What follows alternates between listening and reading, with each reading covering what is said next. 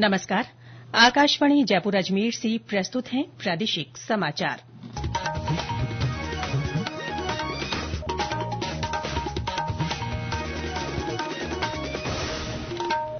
मुख्य समाचार। विधानसभा में सत्तापक्ष और विपक्ष के बीच चल रहे गतिरोध के बीच आज बजट 2025-2026 पर हुई चर्चा का सरकार की ओर से जवाब पेश किया जाएगा। राजस्थान अध्यापक पात्रता परीक्षा रीट का आज से आयोजन 14 लाख से ज्यादा परीक्षार्थी भाग लेंगे। प्राणी मित्र और जीव दया पुरस्कार 2025 समारोह आज नई दिल्ली में। और प्रदेश में नए पश्चिमी विक्षोभ के सक्रिय होने से कई स्थानों पर मौसम में बदलाव।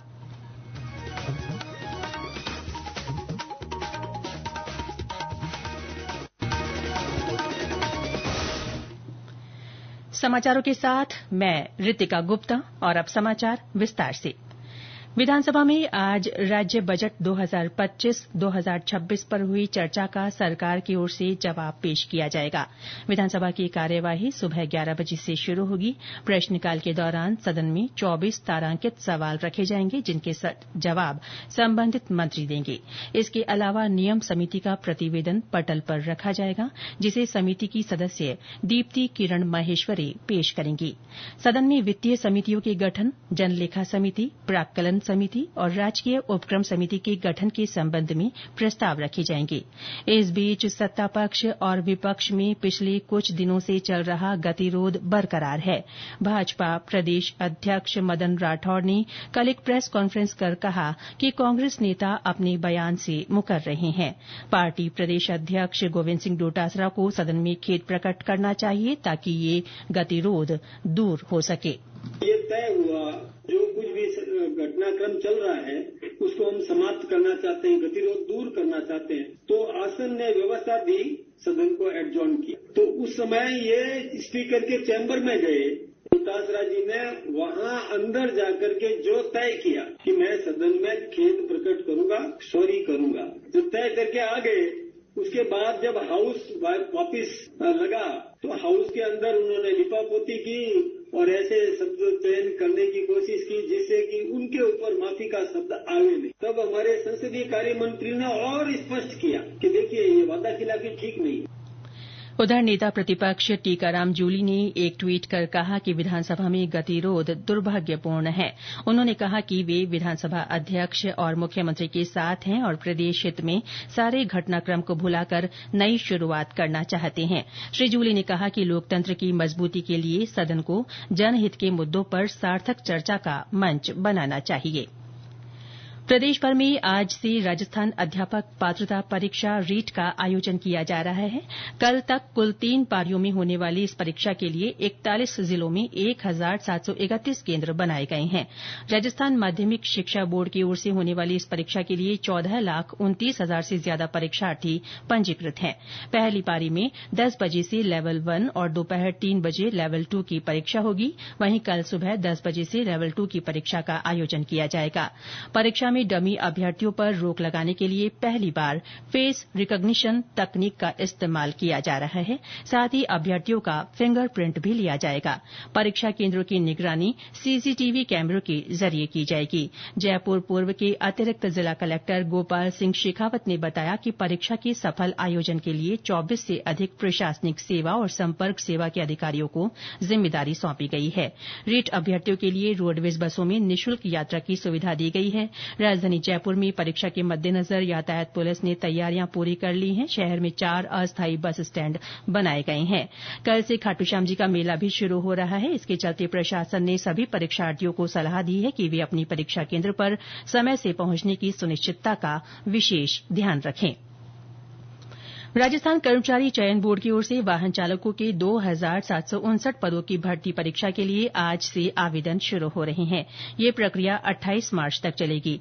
बोर्ड इसके लिए इस साल नवंबर में परीक्षा आयोजित करेगा। वहीं लाइब्रेरियन के 548 पदों पर भर्ती के लिए आवेदन 5 मार्च से भरे जाएंगे। ये समाचार आकाशवाणी जयपुर अजमेर से प्रसारित किए जा रहे हैं। प्रादेशिक समाचार बुलेटिन आप हमारे एक्स हैंडल @AIRnews_जयपुर, YouTube channel Rajasthan AIR news और फेसबुक AIR न्यूज राजस्थान पर भी सुन सकते हैं। साथ ही आप हमारी वेबसाइट newsonair.gov.in पर भी समाचार सुन सकते हैं और संबंधित फोटो तथा वीडियो देख सकते हैं। प्राणी मित्र और जीव दया पुरस्कार 2025 आज नई दिल्ली में प्रदान किए जाएंगे। देश में पशु कल्याण और संरक्षण के क्षेत्र में उल्लेखनीय योगदान देने वाले व्यक्तियों और संस्थाओं को भारतीय जीव जंतु कल्याण बोर्ड AWBI की ओर से ये पुरस्कार दिए जाते हैं।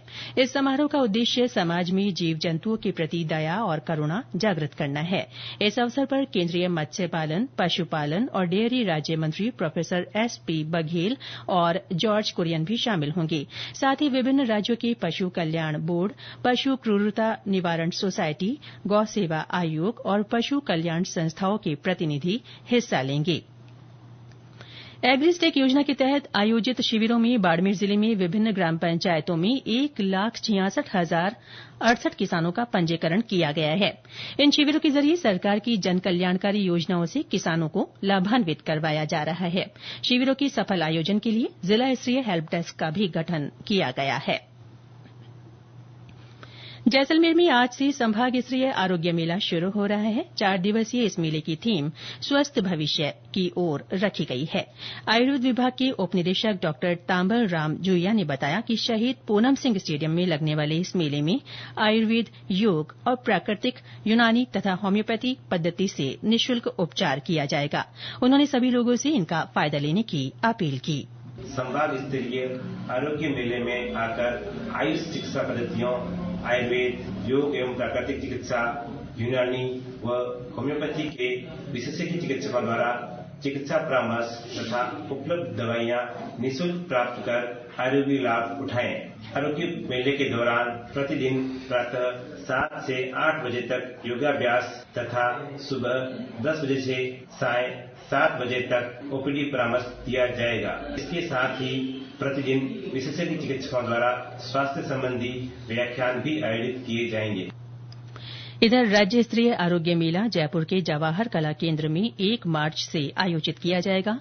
4 मार्च तक चलने वाले इस मेले के सफल आयोजन के लिए आयुर्वेद विभाग सभी आवश्यक तैयारियों को पूरा करने में जुटा है। इसके लिए विभाग के निदेशक डॉ आनंद शर्मा ने कल अधिकारियों के साथ बैठक की। बैठक में उन्होंने आमजन की सहभागिता सुनिश्चित करने और मेला परिसर में सभी स्टॉल्स के व्यवस्थित संचालन के लिए अधिकारियों को आवश्यक निर्देश दिए। प्रदेश में आज से नया पश्चिमी विक्षोभ सक्रिय होने से कई इलाकों में बादल छाये रहने और हल्की बारिश की संभावना है। इस बीच आज राजधानी जयपुर में सुबह से बादल छाये हुए हैं। करौली और जैसलमेर में पश्चिमी विक्षोभ के असर से बादल छाये हुए हैं। हनुमानगढ़ में कल रात कहीं तेज तो कहीं हल्की बूंदाबांदी हुई। मौसम केंद्र जयपुर के निदेशक राधेश्याम शर्मा ने बताया कि आज और कल के अलावा 1 मार्च को भी प्रदेश के कुछ हिस्सों में बारिश का दौर बना रहेगा। उत्तरी और उत्तर पश्चिमी राजस्थान के कुछ इलाकों में 27-28 फरवरी से ही हल्की बारिश होने की संभावना है। इसके असर से बीकानेर संभाग, इसके अलावा शेखावाटी क्षेत्र, जयपुर और भरतपुर संभाग में कहीं कहीं हल्की बारिश में गर्जन के साथ 27-28 फरवरी को होने की संभावना है। इसके अलावा 1 मार्च को भी कहीं कहीं उत्तरी राजस्थान में हल्की बारिश का दौर जारी रहेगा। 2 मार्च के बाद इस सिस्टम के निकलने के बाद एक बार फिर न्यूनतम और अधिकतम तापमान में 2 से 4 डिग्री की फिर गिरावट होगी। सलुम्बर में कल घाटी दरवाजे पर स्थित स्कूल में विधिवत रूप से अस्थायी महिला थाने का उद्घाटन हुआ। इस मौके पर विधायक शांता देवी ने कहा कि इस थाने के शुरू होने से महिला अपराधों में कमी आएगी। इस दौरान जिला पुलिस अधीक्षक राजेश यादव, एडिशनल SP बनवारी लाल मीणा सहित कई पुलिस और प्रशासनिक अधिकारी मौजूद रहे। और अंत में मुख्य समाचार एक बार फिर। विधानसभा में सत्तापक्ष और विपक्ष के बीच चल रहे गतिरोध के बीच आज बजट 2025-2026 पर हुई चर्चा का सरकार की ओर से जवाब पेश किया जाएगा। राजस्थान अध्यापक पात्रता परीक्षा रीट का आज से आयोजन, 14 लाख से ज्यादा परीक्षार्थी भाग लेंगे। प्राणी मित्र और जीव दया पुरस्कार 2025 समारोह आज नई दिल्ली में। और प्रदेश में नए पश्चिमी विक्षोभ के सक्रिय होने से कई स्थानों पर मौसम में बदलाव। इसके साथ ही प्रादेशिक समाचार बुलेटिन समाप्त हुआ। हमारा अगला बुलेटिन दोपहर 1 बजे प्रसारित किया जाएगा। नमस्कार।